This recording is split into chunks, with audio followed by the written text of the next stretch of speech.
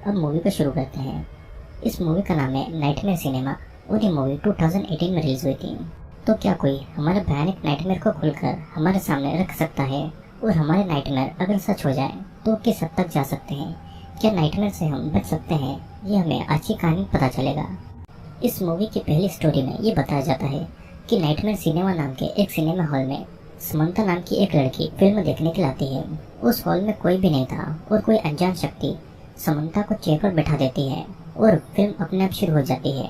अब इस फिल्म में खुद समंता ही मौजूद थी, जहाँ पर वो खून से लथपथ एक सीरियल किलर वॉल्टर से बचकर भाग रही थी। तभी उसे जॉनसन मिलता है और वो जॉनसन को उस सीरियल किलर के बारे में बताती है। अब रात तक वे दोनों जंगल से निकलकर रोड पर आ जाते हैं, जहाँ पर उनको एक पुलिस की कार दिखाई जाती है। पुलिसमैन उन दोनों को कार में बिठाकर जाने ही वाला था कि तभी वो सीरियल किलर आता है। पुलिसमैन सीरियल किलर को शूट करता है और किलर के पास में चेक करने के लिए जाता है, लेकिन किलर का मास्क हटाकर वो डर जाता है और गलती से पैर फिसलने की वजह से वो खुद को है। लेकिन किलर को जिंदा देखकर वो समंता को लेकर वहाँ से भाग जाता है। वे दोनों एक केबिन में आते हैं, जहाँ पर उनका एक फ्रेंड माइक था। उस किलर ने उनके बाकी दोस्तों को भी मार डाला था और अचानक वही किलर उनके केबिन के सामने आता है और माइक को मार डालता है। समंता को एक बेसमेंट का डोर मिलता है, जिसके अंदर उसे किलर के द्वारा मारी गई दूसरी डेड बॉडीज दिखती है। अब इधर जॉनसन एक चाकू से किलर को मारने की कोशिश करता है, लेकिन किलर उसे ही चाकू मारकर जिंदा जला देता है। समंता एक कुल्हाड़ी लेकर किलर से फाइट करने लगती है और किलर का मास्क कटते ही वो देखती है कि वो किलर उसके बचपन का दोस्त फ्रेड है।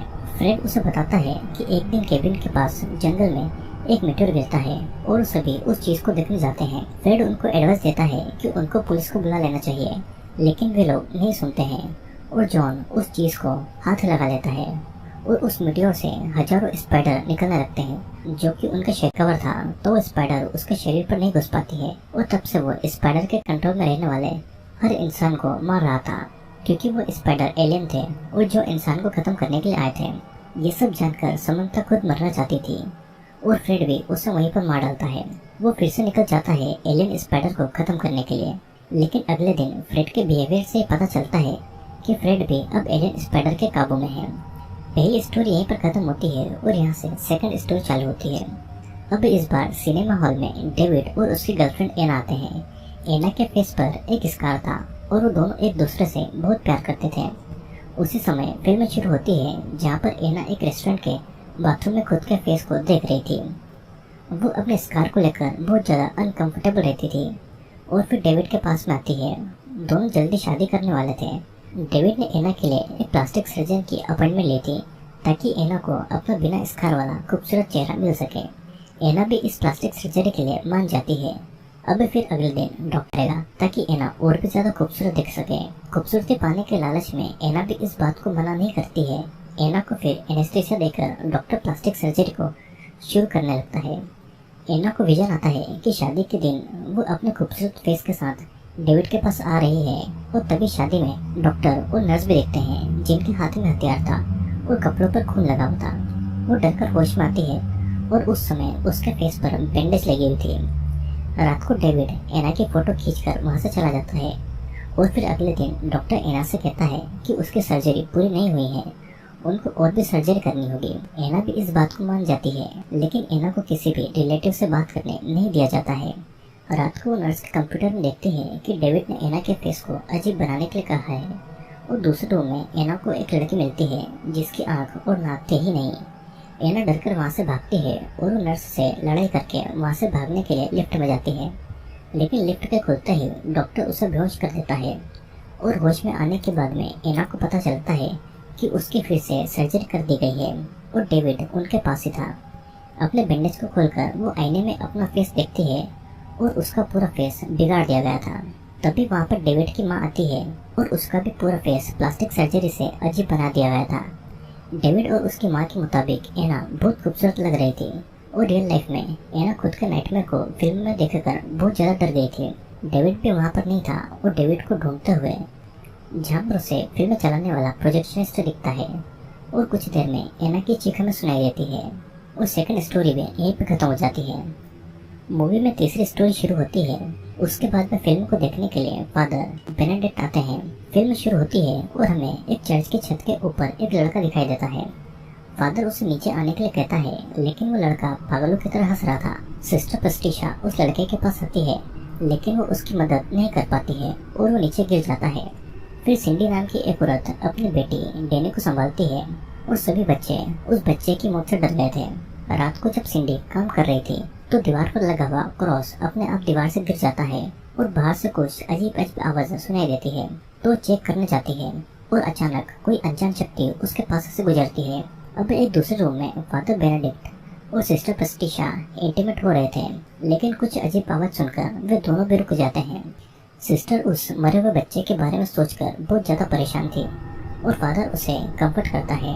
अब अगले दिन डेनी अकेली बैठी हुई थी और कुछ लड़कियां वहाँ पे है और वो लड़की दूर जाकर गिर जाती है, जिससे कि उसकी जुबान कटकर निकल गई थी। सिस्टर आकर उसे संभालती है और तभी वो लड़की डेनी के पीछे एक डेमन को देखती है और वो डर के चिल्लाने लगती है। सिस्टर को किताबों से उस डेमन के बारे में पता चलता है और उस डेमन का नाम मैगट था, जो कि लस्ट के लिए सजा देता था। वो बच्चों के सोल को कलेक्ट करने के लिए आया था। वो इस डेमन के बारे में फादर को भी बताती है। उसी समय डेमन के द्वारा पजेस्ट किया गया बच्चा फादर के पास आकर कहता है कि उसे पता है कि उसने क्या पाप किए हैं। फादर किसी तरह मंत्रों से उस डेमन को उस लड़के की बॉडी से बाहर निकालते हैं और फादर और सिस्टर बाकी बच्चों के ऊपर भी एक्सोर्सिज्म करने लगते हैं। तभी सिंडी वहाँ पर आकर डेनी को अपने साथ में ले जाती है और सिस्टर को रियलाइज होता है कि पजेस्ड डेनी नहीं बल्कि सिंडी है। डेनी को भी अपनी माँ की ये बात पता चल जाती है और वो डर के गॉड से प्रे करने लगती है। तभी डेमन डेनी को फोर्स करके बेड पर सुला देता है और सिंडी की बॉडी में मौजूद डेमन बाकी बच्चों को कंट्रोल कर लेता है। फादर और सिस्टर उस रूम में आकर सभी पजेस्ड बच्चों को देखते हैं और डेनी के मुंह से खून निकल रहा है कि बच्चे हथियार लेकर वहाँ भी उनका पीछा करते हैं। तब सिस्टर और फादर भी हथियार लेकर उन बच्चों से लड़ने लगते हैं। सिंडी छत की तरफ जाती है और सिस्टर उसके पीछे पीछे आती है और इधर सभी पजेस्ड बच्चे मिलकर फादर को ही मार डालते हैं और पजेस्ड सिंडी सिस्टर को पकड़कर छत से जंप कर देती है, लेकिन सिस्टर किसी तरह वहाँ से बच जाती है। पर सिंडी के मरने के बाद में डेमन सिस्टर की बॉडी को पजेस कर लेता है। अब असल जिंदगी में ये फिल्म देखकर फादर बेनेडिक्ट शॉक्ड हो जाते हैं और अचानक वही प्रोजेक्शनिस्ट आकर फादर बेनेडिक्ट को मार डालता है और इसी के साथ में तीसरी कहानी भी खत्म होती है। मूवी की 4th स्टोरी शुरू होती है और इस बार हेलन नाम की एक औरत फिल्म देखने के लिए जाती है। फिल्म शुरू होती है और हेलन अपने बच्चों के साथ में एक डॉक्टर के पास आई थी।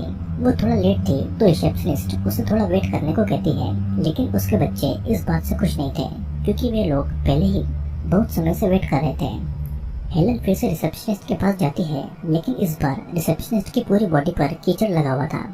हेलन किसी और दिन आने वाली थी, लेकिन रिसेप्शनिस्ट उसे रुकने को कहती है और फिर हेलन डॉक्टर के पास जाकर अपनी प्रॉब्लम बताती है कि वो भूतों को हेलिसिनेट करती है। उसकी आंखों के सामने ही वहाँ की जगह बदल जाती है और लोग भी बदल जाते हैं। डॉक्टर उससे पूछता है कि उसे सुसाइड करने का मन होता है, लेकिन वो कुछ बोल पाती उससे पहले डॉक्टर उसे अगले दिन आने के लिए कह देता है।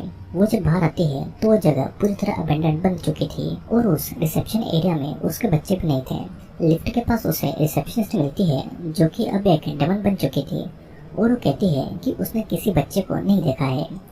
फिर हेलन बाथरूम के पास आती है जो कि बहुत ही गंदा था और वो काम कर रहे एक आदमी से अपने बच्चे के बारे में पूछती है। वो गन दिखाकर उसे धमकी भी देती है, लेकिन वो आदमी उसे इग्नोर करके वहाँ से चला जाता है और एक टेलीफोन से हेलन अपने हस्बैंड को कॉल लगाती है और उसका हस्बैंड उसके साथ में रिश्ता खत्म कर लेता है। हेलन अपने हस्बैंड से कहती है कि उनको बच्चों के बारे में सोचना चाहिए और तभी उसका हस्बैंड कहता है कि उनका तो कोई बच्चा है ही नहीं। वो खुद को शूट करने वाली थी, लेकिन किसी की आवाज से वो रुक जाती है।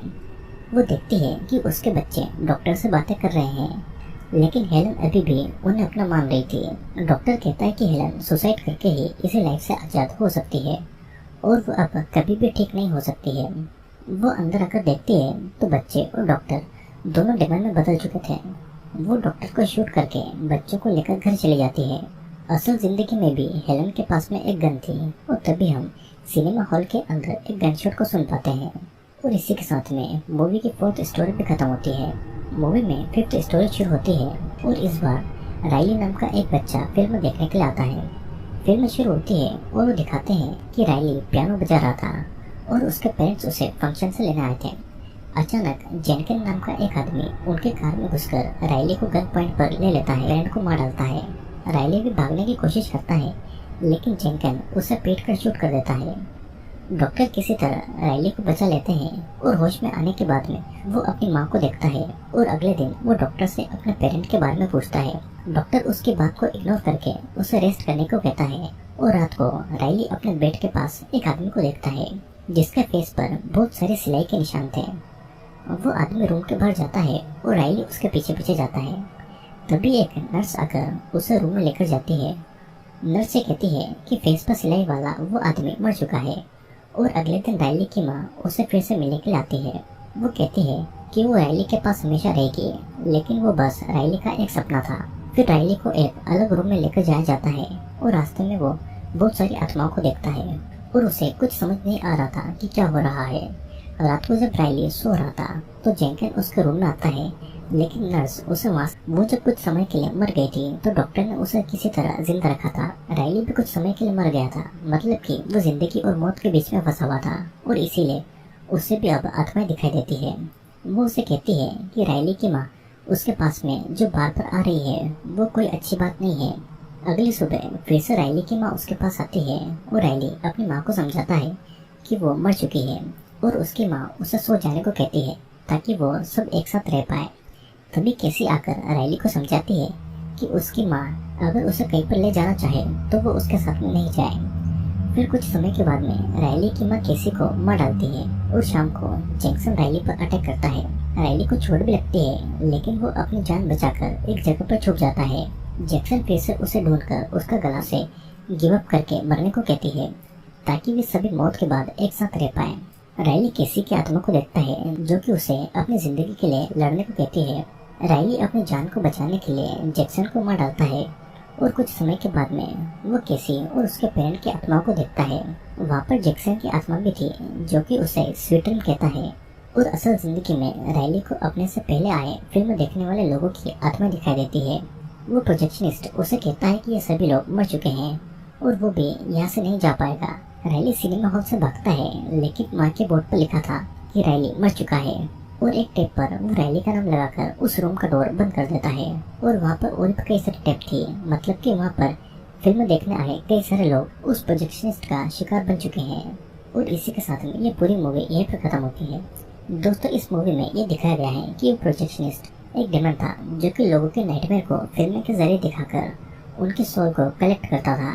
और मूवी की हर एक कहानी में कुछ न कुछ मैसेज दिखाए गए थे जिससे हम आगे समझते हैं। इस स्टोरी में हम ये सीखते हैं कि किसी भी अनजान चीज को नहीं छेड़ना चाहिए। वहाँ पर आए एलियन ह्यूमन के ब्रेन पर काबू करके उनको अपना गुलाम बनाकर पूरी दुनिया को हासिल कर लेते हैं। सेकंड स्टोरी में हमें पता लगता है कि अपनी खूबसूरती जैसी भी हो उसे एक्सेप्ट करना चाहिए। एना ने कभी भी खुद को खूबसूरत नहीं माना और अगर वो खुद को एक्सेप्ट करती तो उसे उसकी बची खूबसूरती भी नहीं छीन जाती।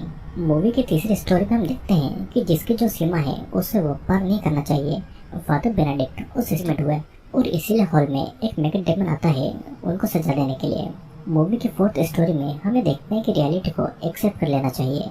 हेलन का कोई बच्चा नहीं था और इसीलिए वो डिप्रेशन में थी और ऐसा इमेजिन करती थी कि उसके 2 बेटे हैं। वो इस बात को मानना ही नहीं चाहती थी कि वो अकेली है और हमेशा वो अंधेरे में ही रहना चाहती थी। इसीलिए फोर्थ पार्ट पूरा ब्लैक एंड व्हाइट था। और इस मूवी में हम हेलन के दिमाग की स्थिति को देखते हैं। मूवी के फिफ्थ स्टोरी में हमें देखते हैं कि हमेशा अपनी लाइफ के लिए लड़ना चाहिए। हमारी लाइफ हमारे हाथों में होती है और खुद की लाइफ की इम्पोर्टेंस कोई दूसरा नहीं समझ सकता है। तो दोस्तों, आज की हमारी इस मूवी में सिर्फ इतना ही। वीडियो पसंद आया हो तो लाइक, शेयर और सब्सक्राइब जरूर करना और मैं आपके लिए ऐसे वीडियोस जल्दी लेकर आने वाला हूँ।